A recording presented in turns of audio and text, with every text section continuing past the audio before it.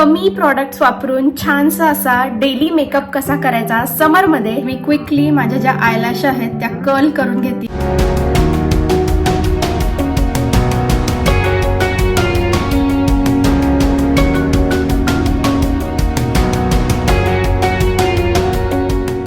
Hi hello नमस्कार, कसे आहात? मी स्नेहा तुम्हा सर्वांचं स्वागत करते इंडियन मॉम इन कॅलिफोर्निया या आपल्या युट्यूब चॅनलवरती. तर काही दिवसांपूर्वी मी लाईव्ह घेतली होती आणि लाईव्ह मध्ये पण खूप सारे प्रश्न आले होते की तुझं स्किन केअर रुटीन काय आहे, तुझे मेकअप प्रोडक्ट्स कुठले आहेत आणि मेकअप रुटीन शेअर कर किंवा स्किन केअर रुटीन शेअर कर.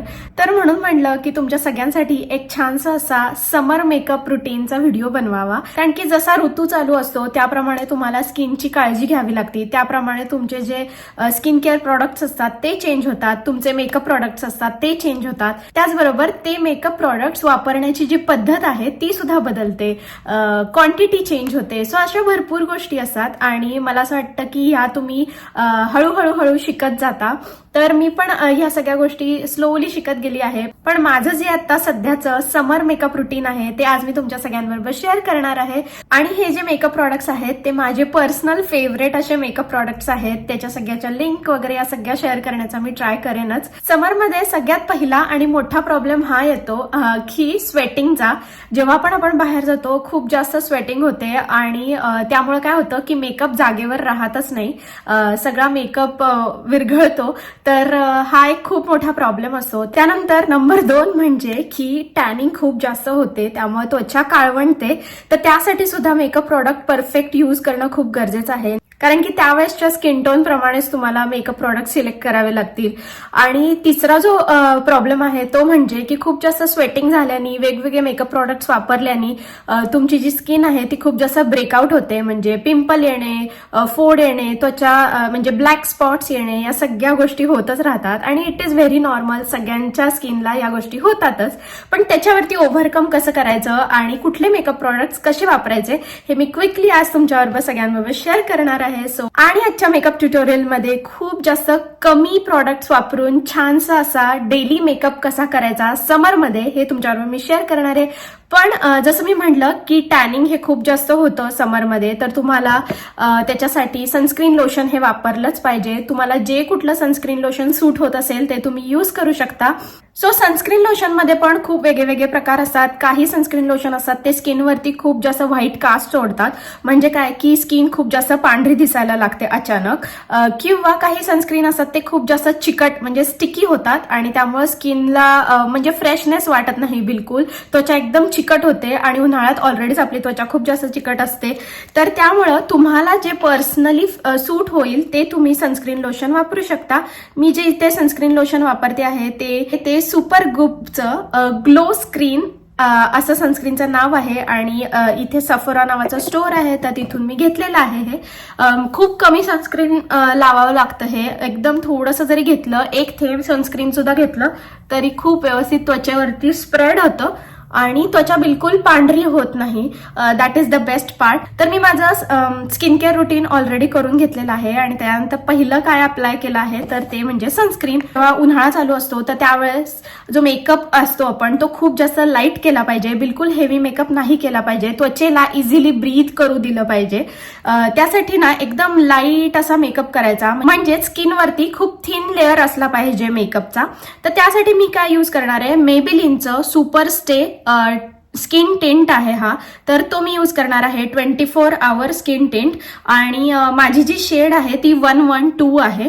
ह्याच्यामध्ये व्हिटॅमिन सी सुद्धा आहे, पण मला असं वाटतं की व्हेरी लाईट वेट आहे, तर म्हणूनच फाउंडेशन स्किप करून मी स्किन टिंट यूज करत आहे.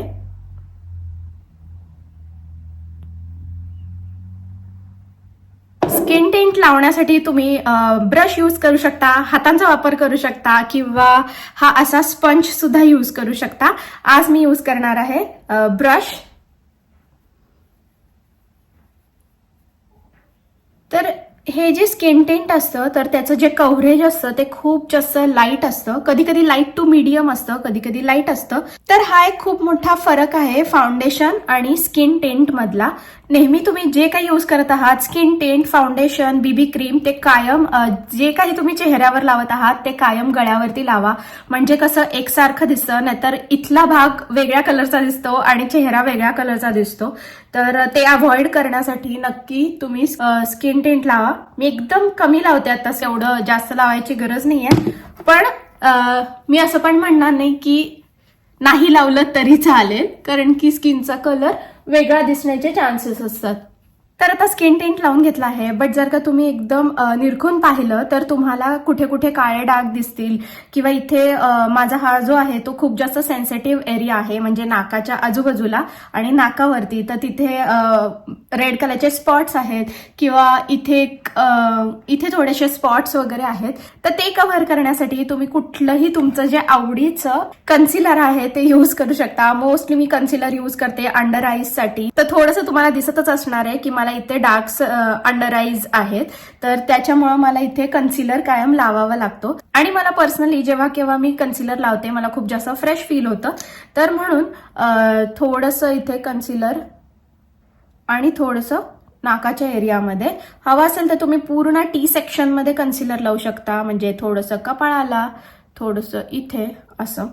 जे कुठले आपले हायलाइटेड एरियाज असतात, म्हणजे थोडेसे वर आलेले भाग असतात चेहऱ्यावरचे, तर त्या ठिकाणी कन्सिलर यूज केला किंवा हायलायटर यूज केला तर ते जास्त उठून दिसतं. आता हे कन्सिलर स्प्रेड करण्यासाठी मी हा छोटासा ब्युटी ब्लेंडरचा स्पंज यूज करणार आहे. तुम्ही हाताने पण करू शकता, म्हणजे बोटांनी पण होऊ शकतं, पण आता माझ्याकडे आणायचे एवढा छोटा आहे हा स्पंज, तर मग मी तोच यूज करणार आहे.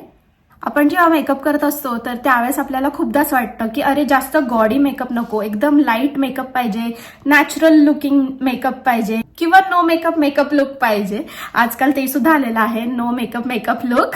तर भरपूर सारे वेगवेगळ्या प्रकारचे लुक्स आता येत आहेत. पण मला हेच सांगायचंय की या टाईपचे लुक्स जेव्हा आपल्याला अचीव्ह करायचे असतात तर त्यावेळेस आपल्याला फाउंडेशन यूज करायचं नाहीये. आणि जे काही आपले थोडेफार हे डाग आहेत किंवा स्पॉट्स आहेत किंवा थोडेफार पिंपल असतील तर ते म्हणजे झाकले गेले पण पाहिजेत, पण पूर्ण झाकले गेले पण नाही पाहिजेत. असा तो एक मध्यम मार्ग आपल्याला साधायचा आहे. आणि आता ह्याच्यानंतर सगळ्यात इम्पॉर्टंट पार्ट तो म्हणजे की तुम्हाला यूज करायची आहे पावडर. तर आपण समर मेकअप लुक अचीव्ह करतो आहे आणि त्याच्यामध्ये पावडर हा खूप जास्त इम्पॉर्टंट मेकअप प्रॉडक्ट आहे. माझ्याकडे ही लॉरा मर्सियरची पावडर आहे, ट्रान्सलुसेंट पावडर आहे, पण मेबेलिनची फिटमीची जी पावडर आहे ती सुद्धा एकदम बेस्ट आहे, तुम्ही ती सुद्धा वापरू शकता. ती आता माझ्याकडे संपली आहे म्हणून मी ही वापरतेय.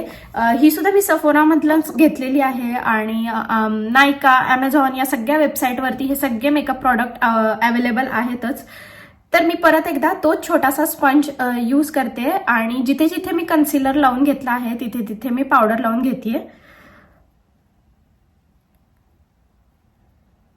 जेव्हा तुम्ही पावडर लावत असणार तर तेव्हा तुम्हाला वाटू शकतं की अरे खूप जास्त पावडर पावडर दिसते चेहऱ्यावरती, पण नंतर ही पावडर सेट होऊन जाते आणि एकदा का तुम्ही घराच्या बाहेर गेलात की ती पावडर निघूनच जाते मी तर म्हणेन. आणि उन्हाळ्यामध्ये जे काही मेकअप प्रॉडक्ट्स तुम्ही यूज करता आहात तर ते सगळे मेकअप प्रॉडक्ट जिथल्या तिथं ते सेट होण्यासाठी पावडर यूज करणं फार गरजेचं आहे, नाहीतर मग काहीच मेकअप जागच्या जागी राहणार नाही. त्याच्यानंतर जे आपलं टी झोन असतं म्हणजे टी सेक्शन, तर तिथे खूप जास्त आपल्याला घाम येतो, तर म्हणून तिथल्या एरियामध्ये जास्तीत जास्त पावडर अप्लाय करून घ्यायची.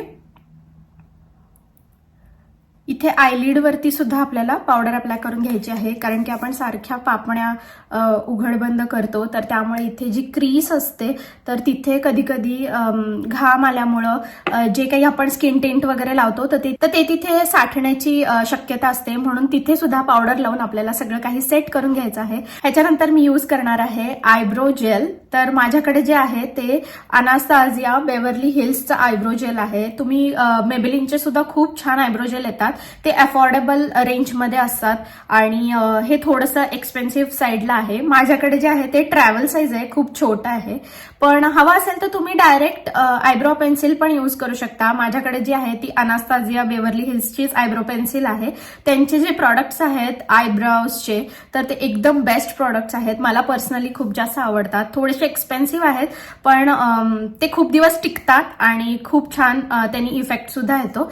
जेव्हा केव्हा तुम्ही आयब्रोज थोडेसे ठीक करता, मी म्हणेन की म्हणजे डार्क करता, तर त्याच्याने तुम्हाला एकदम यंगर लुक मिळतो आणि थोडेसे छान ब्लॅक आणि बुशी अशा आयब्रोज असतील तर तुमचा जो टोटल चेहरा आहे तो खूप जास्त खुलून दिसतो. ऍक्च्युली क्लिअर ब्राउ जेल पण मिळतं, पण माझ्याकडे जे आहे ते डार्क ब्राऊन शेड मध्ये आहे, तर ते मी आता लावून घेते.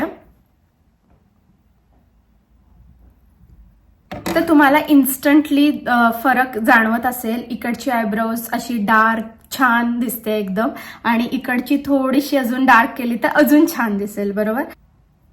ब्राउ जेल लावताना ना तुम्हाला आयब्रोजचे जे हेअर आहेत ते कोंब करायचे आहेत, जेणेकरून जी जेल आहे ती सगळ्या केसांना व्यवस्थित लागेल आणि आयब्रोज एकदम छान सेट होतील. तर आता आयब्रोज झालेल्या आहेत आणि ऑलरेडी चेहरा केवढा छान आणि फ्रेश दिसतोय. त्यानंतर आपला सेकंड लास्ट प्रॉडक्ट आहे. हा जो आहे तो रेअर ब्युटीचा लिप टिंट आहे आणि लिपस्टिक पण तुम्हाला हवा असेल तर तुम्ही ऑब्व्हियसली लावू शकता, पण मला असं वाटतं समरमध्ये सगळ्याच गोष्टी थोड्या लाईट ठेवल्या पाहिजेत म्हणून मी लिप टिंट यूज करते. आणि हा जो लिप टिंट आहे तो बेस्ट लिप टिंट आहे. याची जी शेड आहे ऍक्च्युली याची लिंक तर मी देणारच डिस्क्रिप्शन बॉक्समध्ये. तर या लिप टिंटची जी शेड आहे ती वंडर आहे आणि रेअर ब्युटीचा हा लिप टिंट आहे.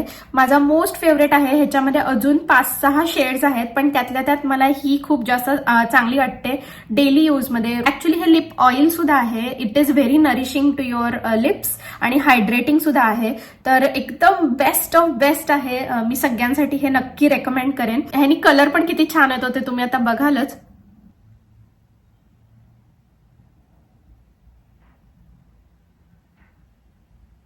तर लिप टिंट तर लावून झालेला आहे, पण ऍक्च्युली हेच प्रॉडक्ट तुम्ही ऍज अ ब्लश म्हणून पण यूज करू शकता.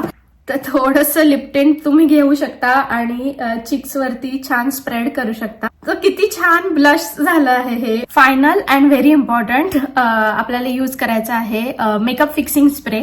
तर ऍक्च्युली मेकअप फिक्सिंग स्प्रे तुम्ही स्किप केला तरी चालेल, पण मला असं वाटतं समरमध्ये तुम्ही आवर्जून मेकअप फिक्सिंग स्प्रे यूज करायला पाहिजे, कारण की सगळा जो मेकअप केलेला आहे तो जिथला तिथं लॉक व्हायला खूप जास्त मदत होते.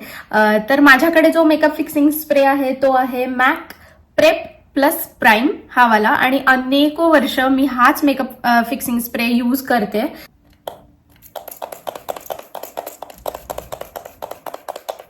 आणि ना या मेकअप फिक्सिंग स्प्रेला असा खूप छान असा स्मेल आहे आणि फ्रेश वाटतं एकदम.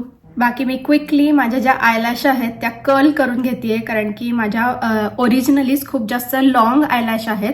तर नेहमी मी आयलॅश थोड्याशा कर्ल करते जेणेकरून छान दिसतं, म्हणजे आईज एकदम ओपन आणि असे छान वाटतात. अगदी आपल्या लँग्वेजमध्ये सांगायचं झालं तर असे डोळे थोडेसे टपोरे दिसतात. आता याचबरोबर मी 2-3 टिप्स देईन तुम्हाला सगळ्यांना. जेव्हा तुम्ही समर मेकअप करत असाल तर त्यावेळेस तुम्हाला जर का डेली मेकअप करायचा असेल तर रायल से की तुम्ही काजळ स्किप करा. काजळ जेव्हा तुम्ही डोळ्यामध्ये घालता आणि खूप जास्त ऊन असतं तर त्यावेळेस ते काजळ सगळं खाली उतरतं आणि सगळं डोळ्याच्या खाली काळं होतं. चेहरा बिलकुल फ्रेश वाटत नाही. त्याच्याऐवजी चेहरा खूप जास्त डल दिसायला लागतो, टायर्ड दिसायला लागतो. सो या गोष्टी लक्षात घेतल्या पाहिजेत. त्याचबरोबर स्टे हायड्रेटेड. जर का तुम्ही खूप जास्त पाणी प्यायलं तर तुमची त्वचा हायड्रेटेड राहणार, चेहरा फ्रेश दिसणार. त्याचबरोबर जेवढं केवढं तुम्हाला उन्हात जाताना स्किन कव्हर ठेवता येईल तर तेवढी कव्हर करा. त्याच्याने स्किन खूप जास्त हेल्दी राहणार. डायरेक्ट सनरेज स्किनवरती हिट करणार नाहीत, त्यामुळे त्वचा खूप जास्त हेल्दी आणि यंगर लुकिंग राहते. म्हणजे एजिंग जे आहे ते स्लो होतं. बेसिकली मला पर्सनली विचारलं तर स्किनची काळजी घेणं is very important important then makeup करणं. Makeup is to enhance whatever you have. So पहिल्यांदाच तुमच्याकडे जर का छान स्किन असेल ती अजून एनहान्स करून अजून ब्युटिफुल करणं खूप सोपं जातं. पण आजचा हा झटपट लुक अगदी 5-6 प्रॉडक्ट्स म्हणजे इथे समोरच आहेत, माझ्या हातातच आहेत हे प्रॉडक्ट्स.